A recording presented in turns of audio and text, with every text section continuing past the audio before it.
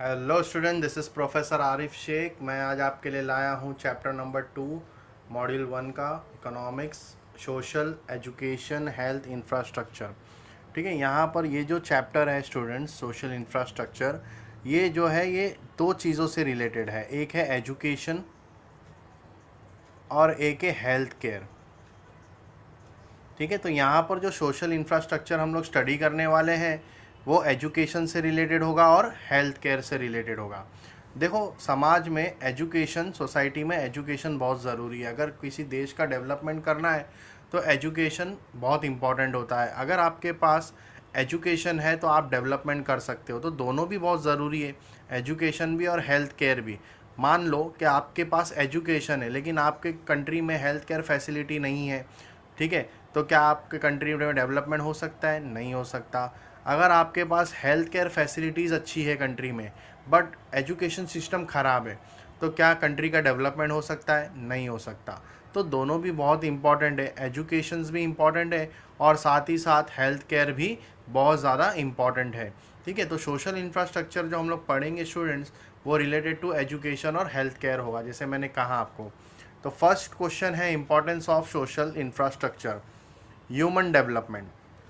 First point, without social infrastructure human development is not possible to achieve.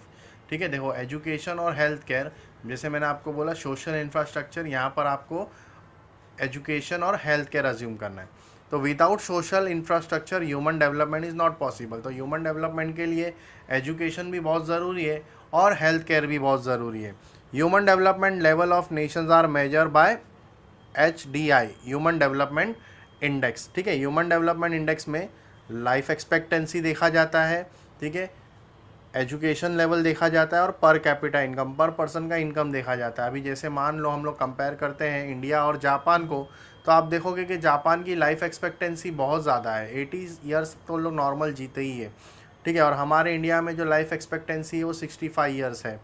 ठीक है, education वहाँ पे 100% है। ऐसा मतलब यहाँ पर कंपैरिजन होता है दो कंट्रीज़ के बीच में। ठीक है, पर कैपिटा इनकम जापान का ज़्यादा है एज़ कम्पेयर टू इंडिया। तो यहाँ पर ह्यूमन डेवलपमेंट इंडेक्स में देखा जाता है कंट्री का रेशियो ऑफ ह्यूमन डेवलपमेंट के कौन सी कंट्री में ये तीन चीज़ें ज़्यादा होगी तो उसका रैंक ज़्यादा होगा। ठीक है, second point, economic growth. Yes, improvement in education, अगर एजुकेशन अच्छा होगा, हेल्थ केयर फैसिलिटीज़ अच्छी होगी तो बट ऑब्वियस ह्यूमन डेवलपमेंट होगा, जैसे मैंने आपको अभी बताया। If education is available to all people either free और low cost will help to increase the work productivity. Yes, obviously अगर एजुकेशन हर इंसान को मिलेगा एट लो कॉस्ट में तो उससे क्या होगी, उनकी एजुकेशन में उनको पढ़े लिखे बनेंगे, लिटरेट पीपल बनेंगे तो काम अच्छे से करेंगे, हेल्थ फैसिलिटीज़ भी अच्छी मिलेगी। यस, ऑब्वियसली तो उनका वर्क प्रोडक्टिविटी भी बढ़ेगा। अगर अच्छी हेल्थ केयर फैसिलिटी है, ठीक है, तो अच्छे लोग अच्छा काम करेंगे, देश की प्रोडक्टिविटी में और आगे बढ़ाएंगे देश को।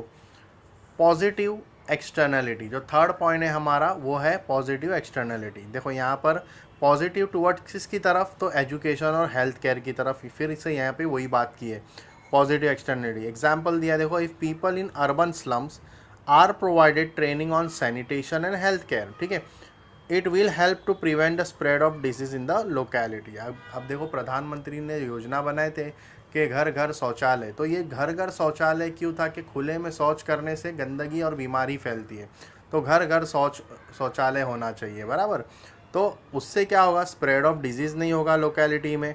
ठीक है, लोग स्वस्थ रहेंगे, अच्छे रहेंगे। ठीक है, तो positive externalities. Quality of life, fourth point, social infrastructure in form of education and health care. देखो फिर से एजुकेशन और हेल्थ केयर की बात बताएं यहाँ पर, is essential to improve the quality of life of people. ठीक है, investment in health reduce the death rate, अगर number of hospitals, number of doctor nurses अगर बढ़ जाते हैं तो बट ऑब्वियस डेथ रेट जो है वो कम हो जाएगा, कंट्रोल डिजीज़ होगा, इम्प्रूव इन लिविंग कंडीशंस होगा। ठीक है, तो ये सारी चीज़ें थी फोर्थ पॉइंट में, क्वालिटी ऑफ लाइफ।